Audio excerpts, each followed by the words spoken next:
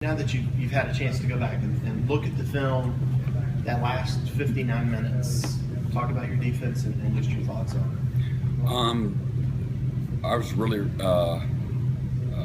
pleased with the exception of just a couple of runs in there. Just pretty much what we thought after the game was misfits.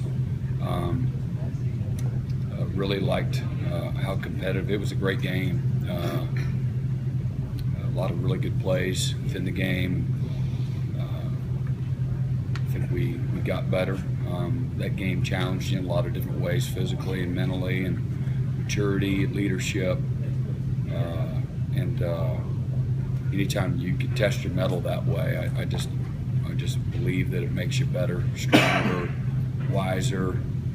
Had a ton of plays to teach and correct off of that. I really believe will help us here down the the rest of the season. Does that tell you something about your defense when you give up that huge run right at the beginning and all of a sudden no phasing them at all? They come right back out and play an awesome game. Well, hopefully it gives validation to what we're asking them to do, and the work that we put in prior to game day, and just again, guys, trusting in each other and the schemes, and regardless of whatever scheme you're in, the players, they're the ones out there executing it, getting off of blocks and fitting in gaps and making adjustments on the field. And so real pleased with how they responded, without question. Coach B.J. Goodson has had a couple monster games in a row. I will say this, though, because now that you say that, too, just a lot of times people try to act like, well, the last time you played has something to do with this time you played, and we always say as coaches, every week, every season is its own entity. And so, because it was brought up after the game, about how the 13 games started, and it's like, it doesn't have to go bad. Every year the circumstances are different, and I think that's a classic example that it didn't go the same way, and it doesn't have to go the same way. And one year doesn't have to have anything to do with the other. And so, again, proud of the guys, how they responded. I was just going to ask about BJ. Not that he hasn't played well in the past, but it seems like he's playing at another level right now. Is there anything specific that you've seen that he's figured out? Well, I just think it's, if you've watched him closely and watched us, this season, and I know I talk about him, close to every week, and I've brought him up to, many media people just in regards to, there's been a couple of guys that going into the year, you really didn't know how they would grow, evolve, respond, and if they didn't, just meet your expectation, that we were going to have problems. And BJ has really done a terrific job this year, executing, leading, making all the plays he's supposed to, and then he's it seems as though each and every week he's made some plays that I would just term above and beyond or special, and couldn't be more pleased with his his maturation within the system, and again, it's a lesson to all of us, starting with me in particular, that sometimes it just takes longer for guys, or maybe it's an opportunity. He did play behind two terrific players, and Tony Stewart and Stephon Anthony and Spencer Shuey, and just go down the list. There's been a couple of other guys, but and he had Ben Boulware. Ben was playing at this kind of a level, but he's had a great attitude, and he really comes to work every day, and just a great leader, and the young guys really look up to him, and he's really he's more than met my expectations. So it's been a big part of our success. BJ and Ben, I flash back to the beginning of camp and your concerns at linebacker with depth, and been able to develop some on the front and on the back end, but those two guys, they're just going to have to be war horses this entire season, it appears.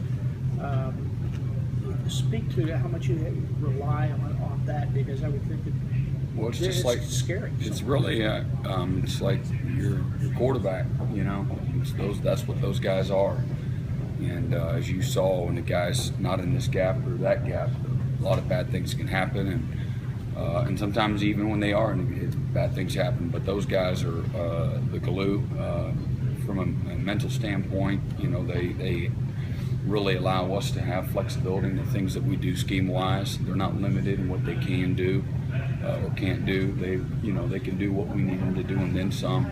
They really understand the game. They work hard at understanding the game plan and take a lot of pride in how they go to work every day and bring guys along with them. So they've been really, really consistent, and I've answered the bell many times this year, and I can't ask enough of them. They just keep, they keep responding, and so it's been a real, critical, a lot of pieces to it, and they're two critical pieces to giving us a chance to have success. Would you characterize their individual styles? Or are they similar? BJ loves to play. He's a little bit more emotional on game day, but he's still much more calm than Ben. Ben's Ben's one of his strongest attributes is he's an emotional, very intense competitor, but they're both very intelligent, very prideful, very tough, love the weight room, they love the work and the grind. They've got some similarities, and they got tremendous respect and admiration for one another.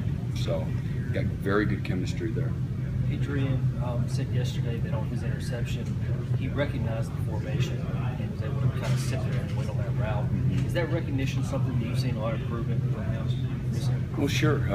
Adrian's, he's matured here. Really, he probably had the best fall camp of all of our corners, and then just as we're getting in the season, and kind of tapered off a little bit, but he's still a young guy that's still coming into his own, and he's been working harder. He'll be the first to admit that he's really probably worked harder, more now than he has in his career, in his preparation, his understanding, different man techniques, different zone techniques, and he did a terrific job. Put on a clinic tape there with, a 3D, zone overlap concept technique rather. And allowed him to have vision on two routes and split them and play the football. And then he went up and high pointed the ball and sitting all over. So a really nice play there that I think just shows how, his maturation as well in the system and understanding, not panicking and those types of things. Last week you said that the team against NC State, that you feel like you guys, they respected the game.